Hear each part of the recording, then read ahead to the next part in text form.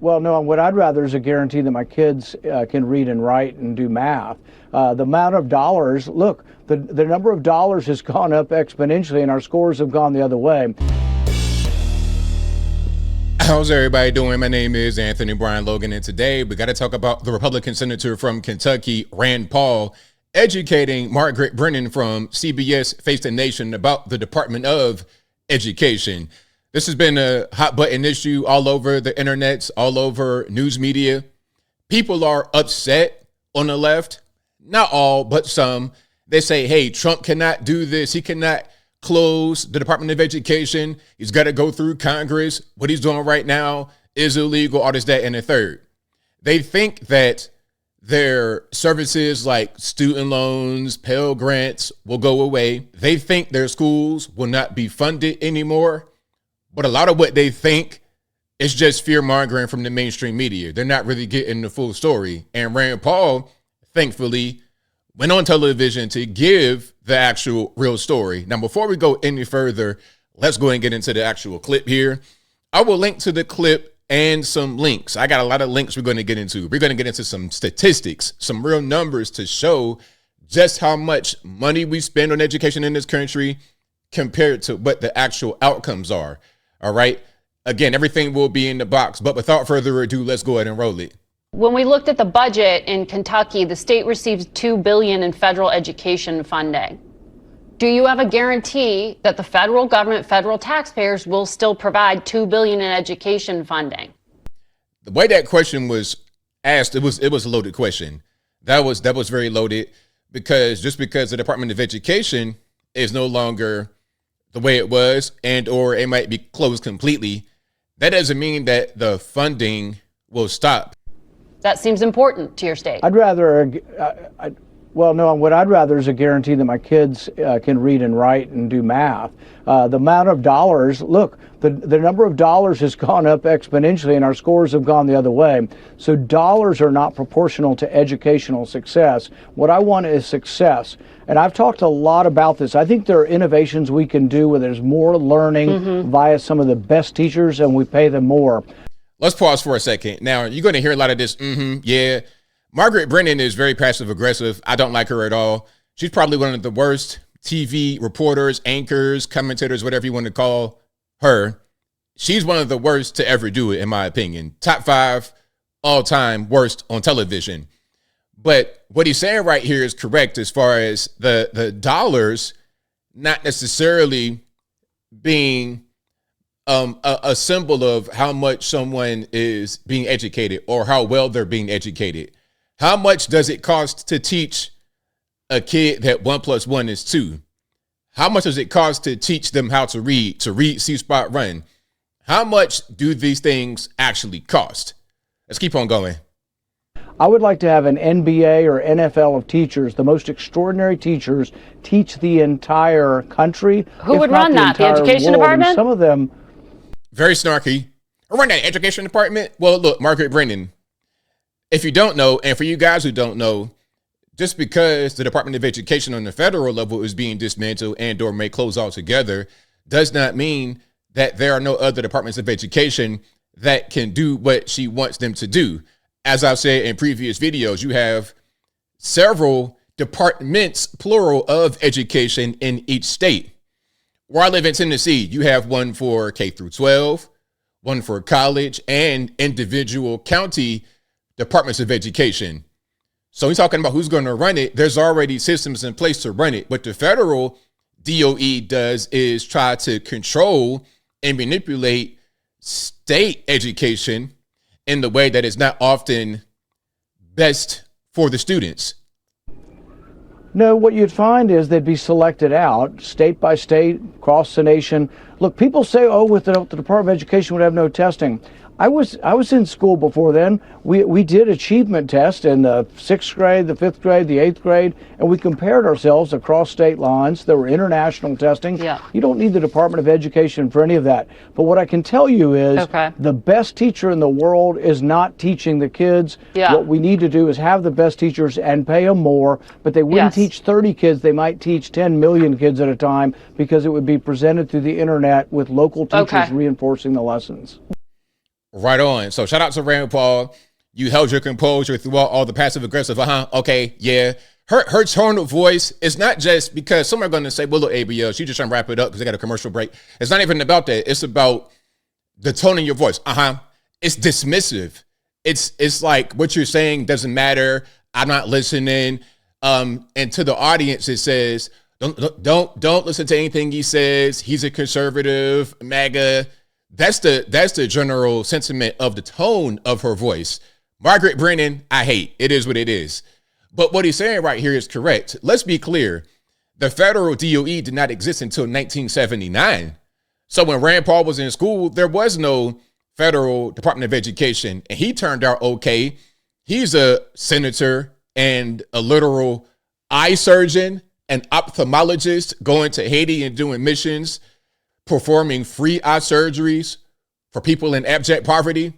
I think he turned out okay without a federal Department of Education. All right, now let's get into a few numbers here. Let's get into a few numbers talking about the money that we're spending. Look at this.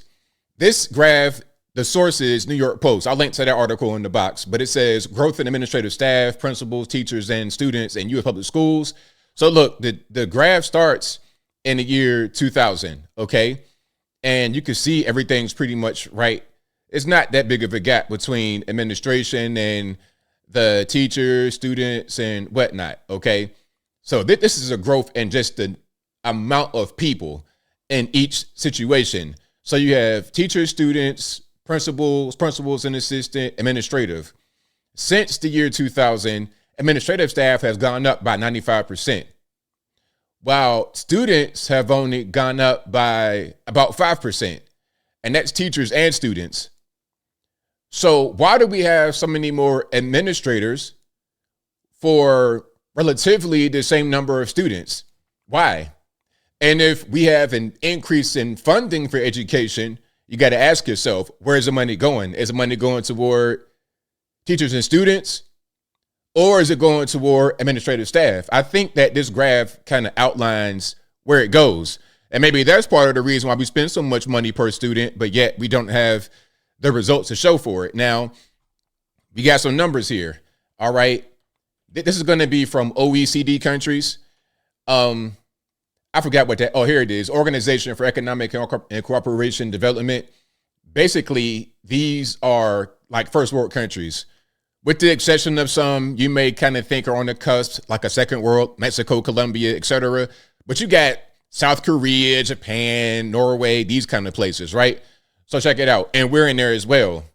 So U.S. students ranked 28th out of 37 OECD member countries in math. 28th. Okay. In science, we ranked 12th out of 37. Now, we're going to get into just how much money we're spending, where we rank as far as money spent.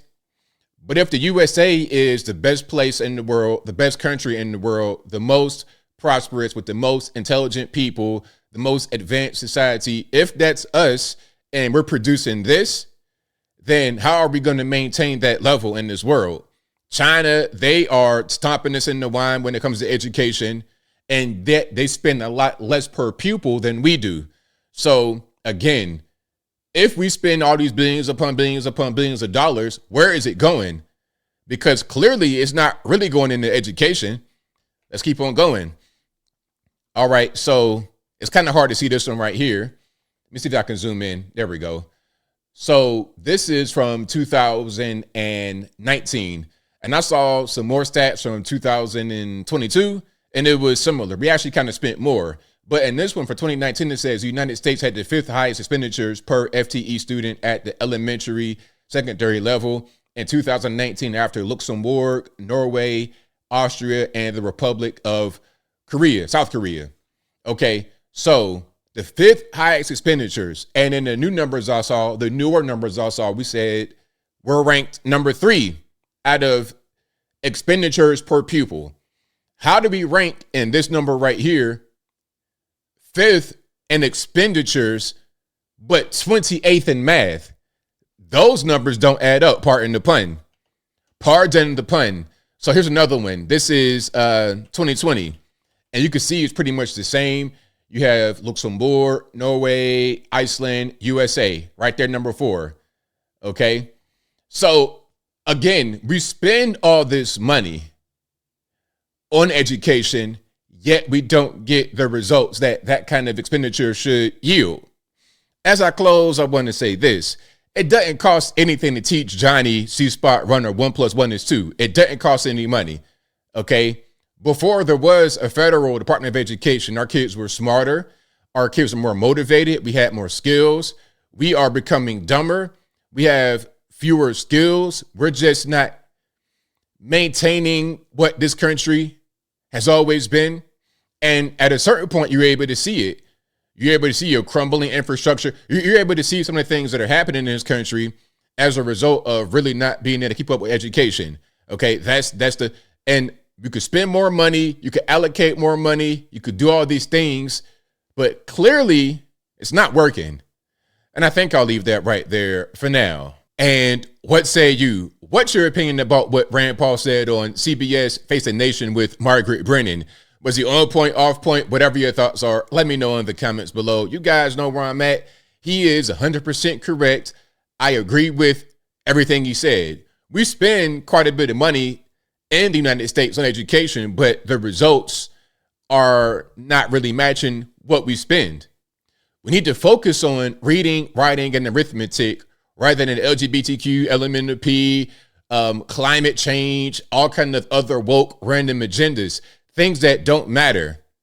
We need hard skills. We need soft skills. We need for the brain to be nourished in the proper way rather than being filled with rot and unnecessary garbage, which is what's happening quite a bit all over this US of A. And a lot of that is directed by the federal DOE, which hopefully will be gone sooner than later.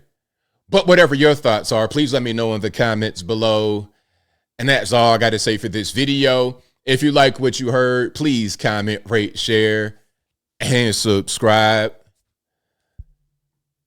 Peace.